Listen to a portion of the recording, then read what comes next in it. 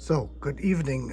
Yesterday I mentioned I'm going to make a video on how to adjust the idle speed air valves. And before we're going to do this, I wanted to show you two things which are also important, which needed to be changed. This one here is pretty hard. I got this with this unit here of eBay, and I don't know how much I paid for it. This one already had this pulled out, and I have pushed this all the way back in to demonstrate you on how the spring system actually works. And so this is one of the problems, is that this system here is basically connected like this over the two. So you have this on here, and you have, oops, this way, and it has this plastic adapter here in the middle, which tend to break off. So these three parts need to be, or should be, upgraded or repaired or changed. That's fairly easy, that they're soft. When this here gets too hard and this gets too hard, then what will happen is that this thing, when it gets actually warm, is going to bypass air. So instead of getting correct air flow going, bypassing here the idle speed control valve, it will actually do the opposite. It will allow for air to bypass here. See, if this is not fully inserted, then you can see this will not seal properly, and you have air bleeding through here. This is probably the first item which has to be replaced, is these three things. These three rubber connectors and the plastic part. Cost $6 from Mercedes-Benz. Now, to make it real easy for you, I got a screw here, because people have asked me, how do you do this? This is the screw, and it simply goes in here, just like this. And then you can use, I used this here from, I had a screw floating around with the star. You just tighten this in, just like this. And now you can see this is not easy pulling, but you can do it this way, or you have to apply actually a force to it. What you can do is this way, and start pulling it out this way until it comes all the way out to the position you want. You can also do a, now we got it, wow. There you go. Now it is all the way at the outer position. See? This is about as far out as you can get it. Let me zoom in now. And now it won't let me zoom, of course. There you go. It shows me all sorts of things here. So we have this now pulled all the way out. This is the factory setting. You can see on how far recessed this part is. It is basically here. Right here, that's our brass part. And this little thing here is the actual cap which sits in there. So I'm not going to mess around with this one here, because we're not using this. So I'm going to reinsert the cap, and the cap comes out with these kind of tools here. You just basically go underneath it carefully and then just pull it out. Now let me turn this around. So we have now pulled this one here all the way out to the end, and it cannot go any further because of that lip which is around on the inside. And here's now the factory default. Let me set this up again here.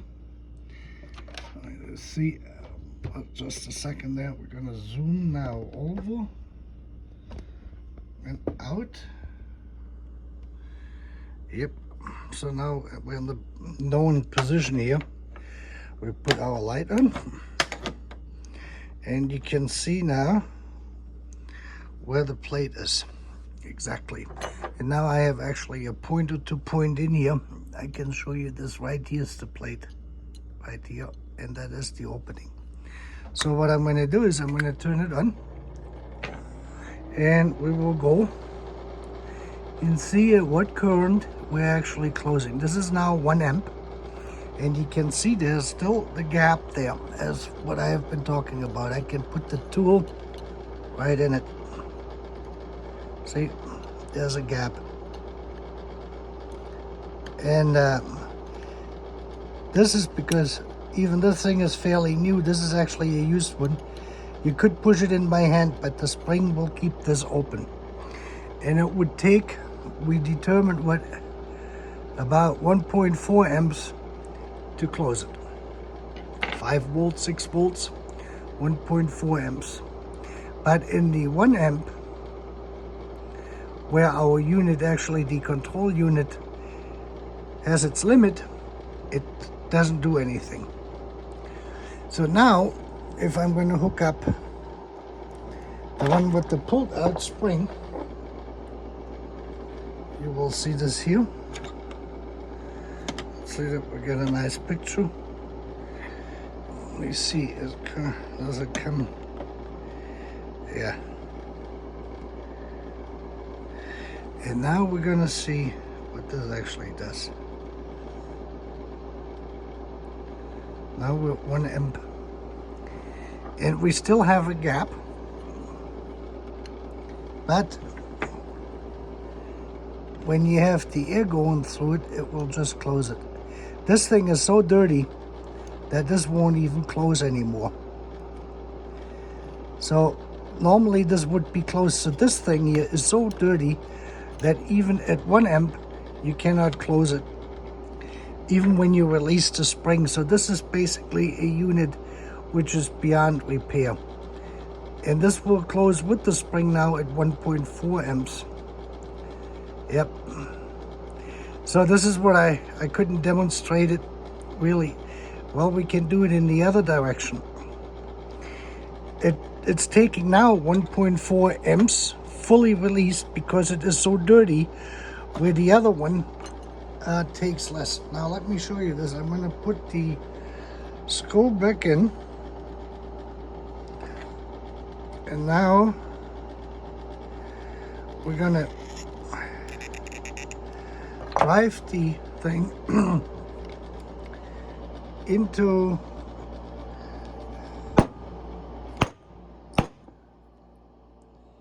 and that's it. And now we're back all the way into the last thing. Now let me show you this. See, this is how far this has moved back.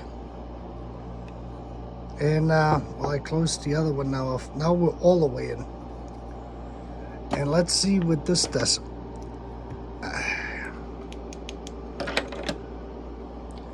Alright, here we go. We're back in position. So now we have by far more spring, and you can see this even at 2 inches it no longer moves. We have basically fixed it in position. So now I'm going to pull it out about halfway.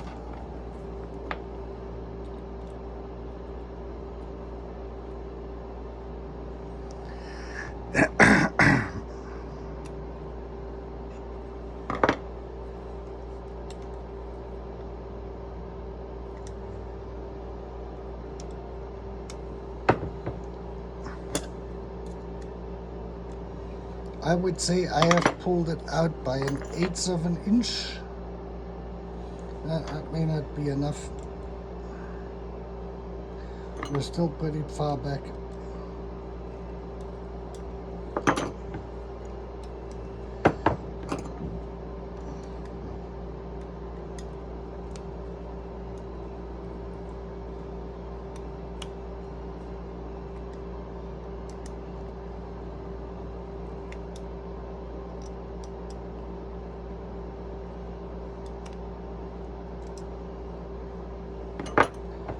Ready? Let's see.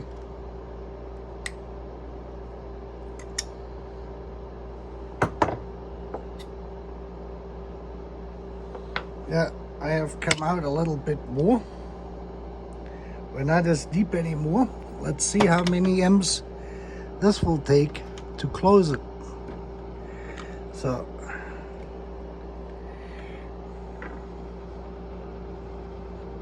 There you can see it. Now we're 2.5 amps. And you can see it still doesn't close, but you can see on how this has shifted now. See at 1 amp, it is that far open now. So if you push it further into this direction, the spring resistance increases and it takes a tremendous amount of current to close it. And if you pull it out, if you have a working air valve, this air valve is no longer working. And I figured this when I looked at it, when I got it. So the guy who sold me that thing basically pulled a fast one on me. And this would create a very high idle. And this is basically trash, this thing, unless you can clean it, but I doubt it. You can see normally with these units, when you pull them all the way out, you will get a, let me do this on this one here. So I'm gonna do this now on this one here. I'm gonna pull the better one of the two out to demonstrate this. Between working and not working, and a good one and a bad one. This one has never been moved. So it is like in pristine condition.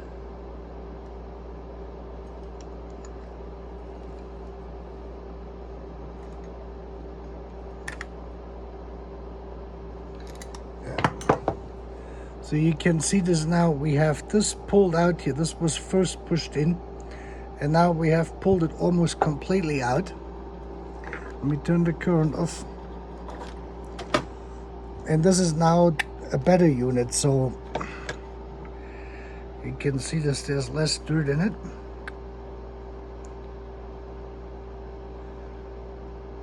See, this is right around 1 amp.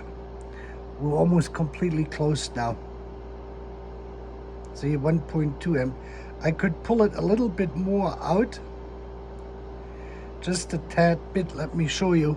But you see the current now is less I need, and it is closing further than what it did before. So we could try to pull this a little bit more out.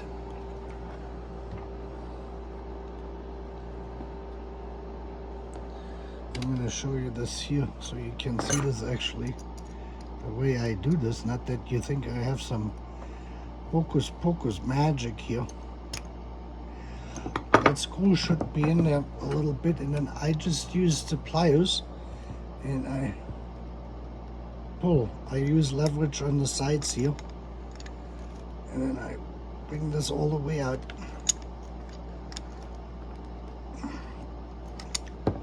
So this is about as far as you want to go on those. Oops.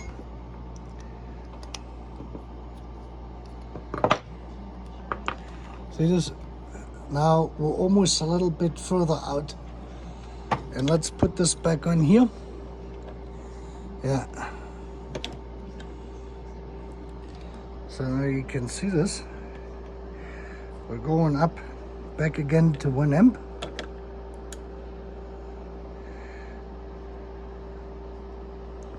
And now we're closing at 900 milliamps. See this? Open, close. And that's how you adjust your idle speed. It's exactly like this. You want this closed at 1 amp. And for this particular one here, I can tap this probably a little bit back to make it flush. So this would be flush now. You can see this now, it's flush. Completely pulled out. And now we're going to increase this again. And then I'm going to zoom in so you can see the full action on it. It is right at 1 amp.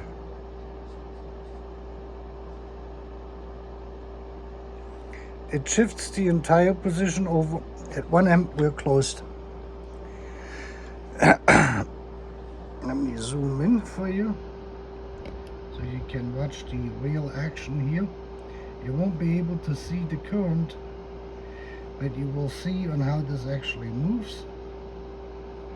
So now we're getting 500 milliamps, 600, 700, 800, 900 is here,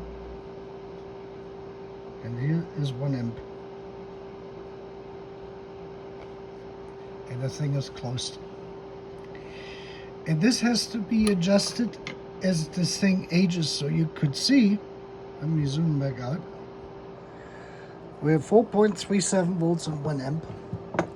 So I'm going to leave this one here now since I got this adjusted.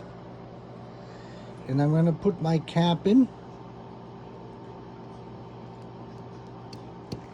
And I'm going to put this in my car. This is the one I got of eBay, which is the gray market version of this.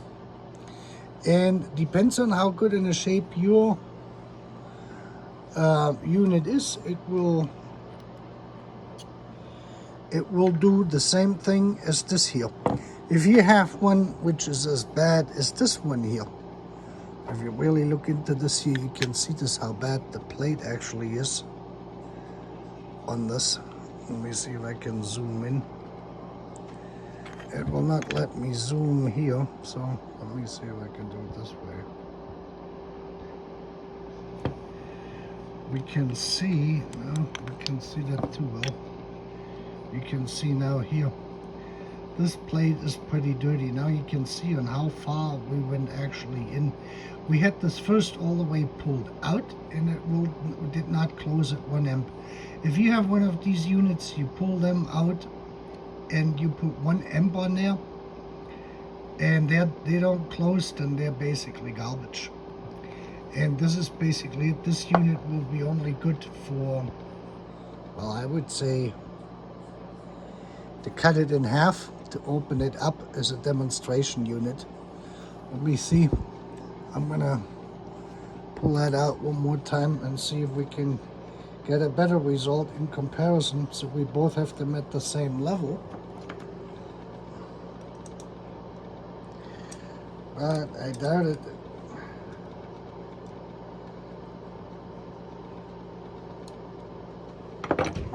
I doubt it that we will be getting anything better out of this than what we had.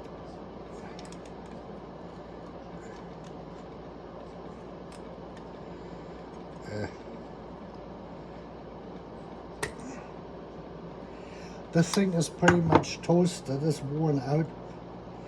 This has been, someone had already extracted this out and brought it out to its outer limit. And there's just nothing you can do with these ones. Like I said, if yours has still a cap on it, you probably can do it. You shouldn't do this very often. On most units, if you bring them flush out to the outside, the way I did it on this here, then you will be able to get this to close at 1 amp, and that will be the right position actually for your car when your car ages. Okay, yep. I think I got it back into position. Yep. Took a little bit, but I got her out. She's here. This is now the bad one. You can see it's flush. But the thread also is giving up on me because this was already modified when I got it. Right, let's put it back here. Zoom back out. The 19 volts are going to disappear.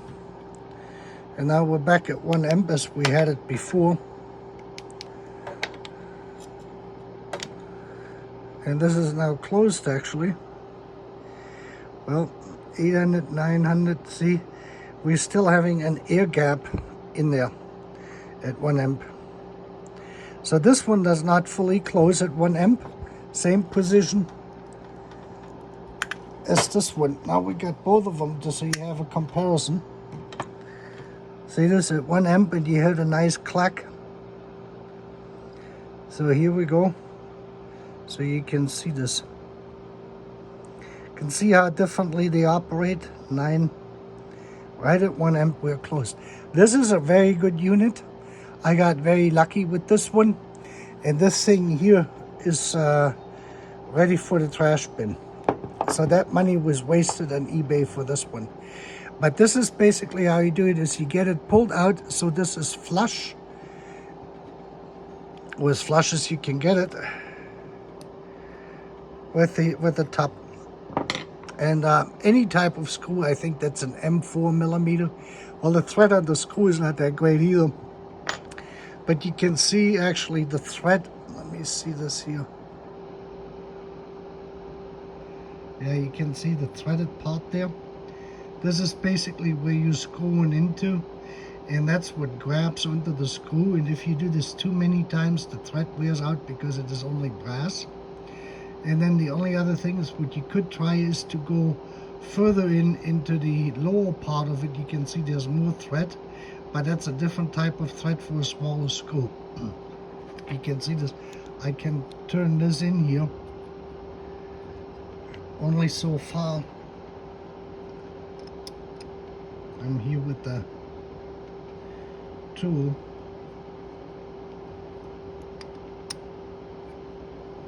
Now it goes, and then you come to the end, and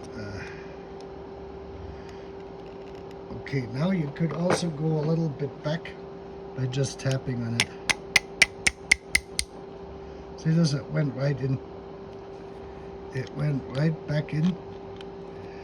And if you do this too many times, then it will wear out. See this? Now I can actually pull it out by hand, and now we're basically flush again.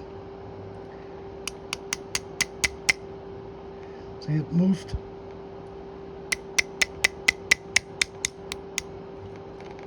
This is basically on how this works, and then you can pull it back out. So now I'm back at the flush level. The flush level on those units which are better is gonna be 1 amp. And that means that they were never set up right, at least some of them, to work with these units. You see, now I'm flush. And on this unit here,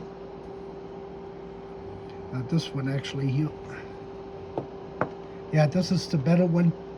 Now let me see this, put this back in. Oops. This is the bad unit here. Let me go back. See this at 1 amp. Oops, sorry, you couldn't see that here. At 1 amp, even though we're flush now, I still have a gap here where the air or light is coming through. It takes now still 1.5 amps. This is how bad this unit is, to actually close it. And then again here, this one here, which is also now on top. You can see this is a good one.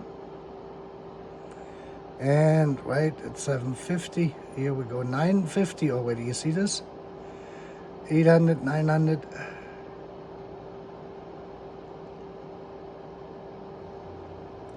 960, beautiful.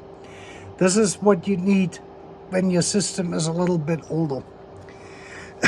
So this one garbage, this one perfect, works great.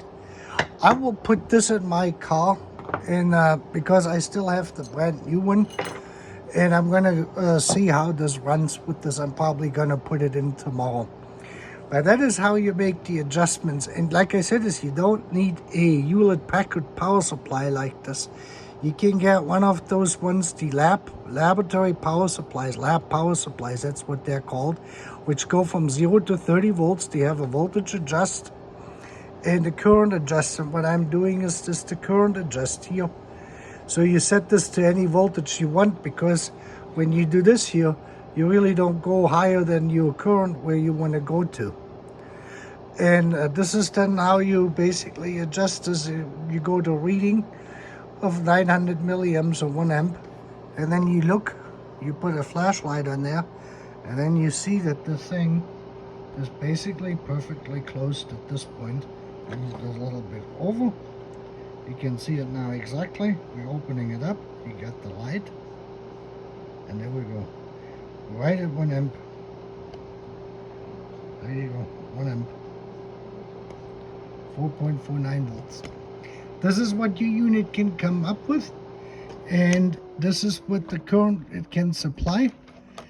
And this is a perfectly good unit here. This one here. This one I got very lucky. This is like brand new. So when I put my plug back in, the plug is a little bit higher now because we're flush.